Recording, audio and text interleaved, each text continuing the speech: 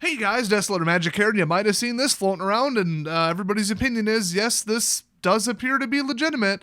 I mean, that's obviously not photoshopped. You can check the edges, the focus, the pixel density, the compression pattern, etc. People have pretty well vetted this, and that artwork has already been publicly announced, I don't know, a couple weeks ago. And the artist listed on the card is the artist listed for that art, according to random people investigating this on Reddit, which is obviously the most, reliable source in the world. But yeah, I haven't seen anybody call this out as fake. So it's Elesh Norn, Legion Machinist. It's a 2/4 for 3 double white legendary creature Phyrexian Praetor. And wait a minute, what's that set symbol? First of all, it's Elesh Norn's head, which is amazing. And it's PHA. You might think, what is that? When is that coming out? Well, currently we got Dominaria United, obviously. After that, it's the Brothers War. And then after that, and what they refer to as Winter 2023, or is what normal people call the upcoming winter in 2022. It probably comes out in January, but still. Phyrexia, All Will Be One. So PHA is most likely what that is. It couldn't be anything else. Also, she's in it. So they don't usually spoil stuff or fake leak stuff or do a marketing stunt or whatever you want to call it. Of course, it's never been necessarily proven in the past, but come on.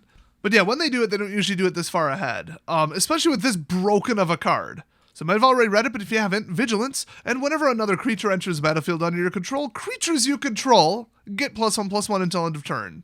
That's right, not non-token. On either part of the sentence. So right now, one of the most dominant decks in the world is just Human Blitz.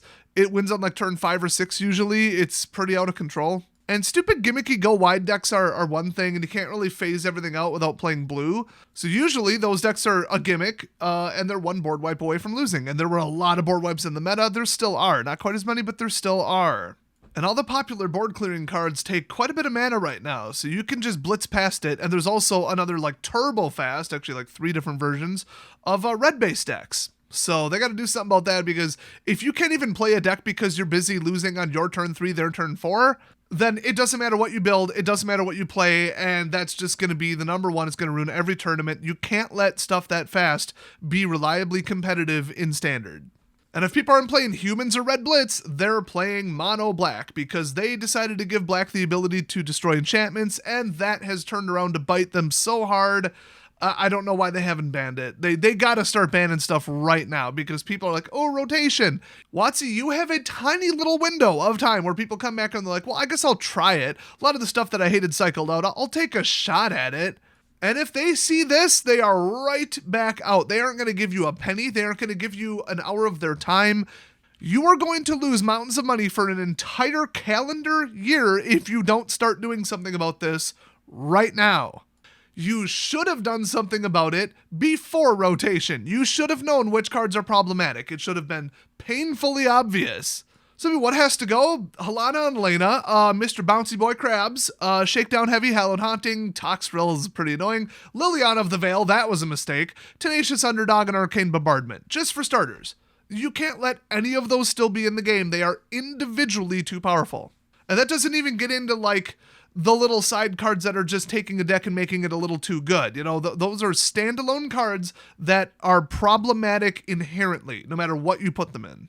So they're not going to do a ban list of, what is that, 1, 2, 3, 4, 5, 6, 7, 8 cards, including Liliana of the Veil. Okay, they're not going to do that, but they got to do something about Mono Black, Red Blitz, and maybe Human Go Wide, especially before Elesh Norn comes out. So I think somebody leaked this just specifically to tell people, this is the future, this is what winter's going to look like. Even if they ban something, we're going to have to deal with this. So once again, whenever another creature of any kind at any time on anyone's turn, token or otherwise, enters the battlefield under your control, creatures you control get +1/+1 until end turn. So you play this, you play something else, you swing, you win. The end. That's it. Simple. Extremely annoying overpowered card. But wait, there's more. Whenever a creature enters the battlefield under an opponent's control, in other words, they're trying to desperately do something to stop you, like dropping a 1/1 Death Toucher, which is not going to stop a giant swarm, but it'll be a start. Except it won't, because creatures that player controls get -1/-1 till end of turn. So if you try to do something about this, you lose. If you don't do something about this, you lose. If they start with this in their opening hand, you lose. People wanted this to be fake. People wanted this to not be in the game, okay? And right if this set comes out with how powerful this is going to be in multiple formats, this like $50 card is not going to get banned within 2 weeks, okay? This is going to ruin the game. They would have to ban every other card than this that can drop in more than one creature at a time to even make this competitive but moderately fair. The whole pay 4 mana drop in 3 creatures, nah, it's over. Now, I get it, you're not playing a haste deck, and what you just dropped in is not, well, it's going to boost itself, but it won't be able to swing, but still. You drop this in, and from then on, if this stays in play, 2 turns later, you're dead almost no matter what you do. If you keep dropping in stuff, drawing cards, token flooding, trigger upon trigger, humans that trigger other humans, this is just too good. This isn't like the blitziest card I've ever seen, but you mix this with like a mono red haste deck, you might actually have something. That's why they probably made it double white. But even without that boost, because this is a little expensive and late for the current rush decks, which is almost embarrassing to say that the game's in that state, post-rotation, there is just nothing good or fair about this.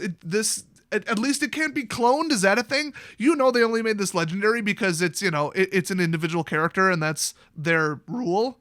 If it wasn't for that, they would have made this non-legendary so you could drop in 2 of them. And for the record, there are ways to clone this. So you mix this with like a shield deck, you can't lose. You mix this with a Flying Angels deck with or without shields, you can't lose. You mix this with a blue-white flying deck and just a couple counter spells, you can't lose. This card is too stupidly overpowered, and I want it banned, what is it, like 4 months before it comes out?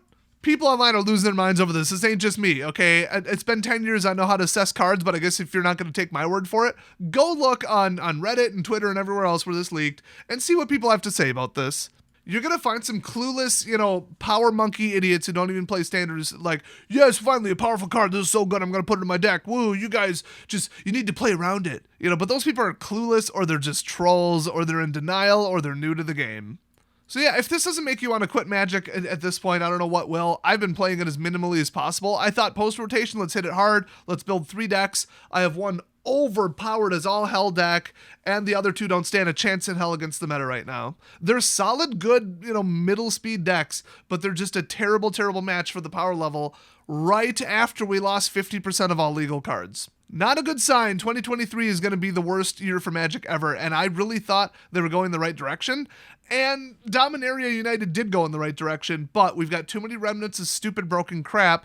And remember, everything I just mentioned is not from this set except for Liliana the Veil, which was obviously a mistake. But you start banning other things from Mono Black, get rid of Meat Hook, get rid of Invoke, we should be fine.